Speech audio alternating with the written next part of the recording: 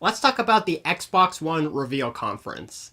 Now, I just want to make it clear we are a few days away from E3 2013 as I'm recording this, and I just wanted to make a video quickly summarizing my thoughts and feelings about the Xbox One reveal conference, seeing as how I've been putting it off for quite a while. And to sum it up in one sentence, I really wasn't that impressed with it. I think the overall sentiment was just an overwhelming sense of disappointment on Microsoft's part. To quote Canadian theorist Marshall McLuhan, the medium is the message, and I think that statement is very apt to describe the Xbox One conference for two reasons. The first reason is that how we viewed the conference. It's really a testament to our own changing landscape because, a lot of people not only watched it on their television, but they watched it on their computers, they watched it through streaming services, they watched it through their mobile devices and their tablet devices. And I think Microsoft's failure to adapt to that changing landscape was at the center of a lot of their problems with the conference. And the second reason I say the medium is the message because the conference was so steadfastly focused on this idea that the Xbox One would become this new all-in-one entertainment system.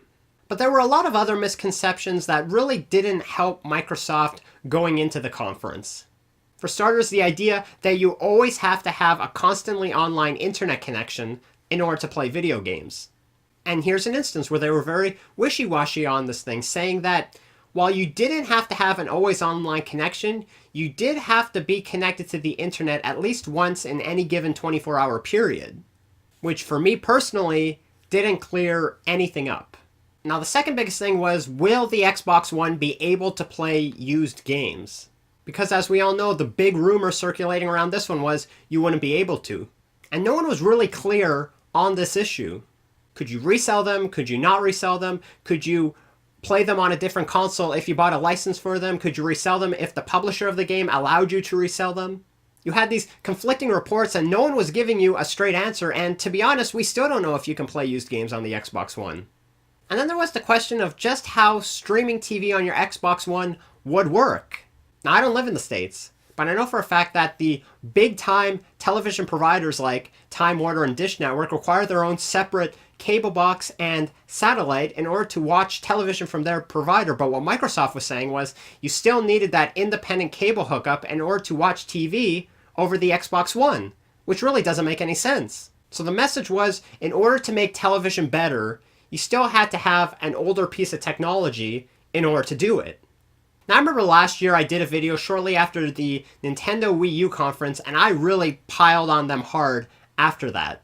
But I gotta tell you, after seeing the Xbox One conference, I have a newfound respect for Nintendo and what they actually did with the Wii U.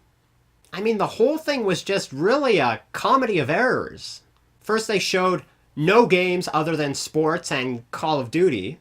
But if you were a hardcore Xbox gamer, or a hardcore gamer for that matter, and you were watching this conference, you kinda really had to do a double take. They really didn't show that much about the architecture of the Xbox One.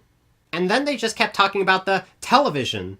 And it got really confusing on who the core audience of the system was. And then after the conference ended, the real creepy rumors started. Probably the biggest of these was the fact that since the Kinect always had to be on and connected to the Xbox One, there were rumors that started to spread that Microsoft could glance into your living room at any given moment. Now, whether this remains to be true or not, I don't think it is, but just the very idea of that is so creepy that I think it would deter a lot of people from buying the console based on that alone. Another one that was really prevalent was the Kinect can detect how many people are in a given room at any given time. So let's say you're watching a movie and there are two people in the room watching the movie, and then a third person comes in, they sit on the couch, and suddenly you get a message that pops up on your Xbox that says, in order to continue viewing this movie, please pay $1.50. Again, this is a really scary thought. The idea that Microsoft could charge a license fee to a movie provider or a publisher or a developer just because there is a certain number of people in any given room. And let's not forget getting achievements for either buying a certain product or watching a certain film or television series. This is really scary because I think Microsoft is headed in a very scary direction. Either that or the development team that went into creating the Xbox One were nothing more than a bunch of complacent yes men. And I really don't want this video to become an unintentional comparison between the PS4 and the Xbox One. I mean, there was no better way to alienate your hardcore fan base than with that Xbox One reveal conference. I mean, it's all there. And having said that, I guess those are all my thoughts and feelings about the Xbox One Live reveal event. Now I want to hear what you have to say. Did you like the conference? Did you dislike the conference? Is there a reason that you disliked the conference that I may have forgotten to put in this video? Feel free to place a comment in the comment section below, and as always, feel free to rate this video and subscribe to my channel. That being said, I'm the Millennium Gamer, signing off.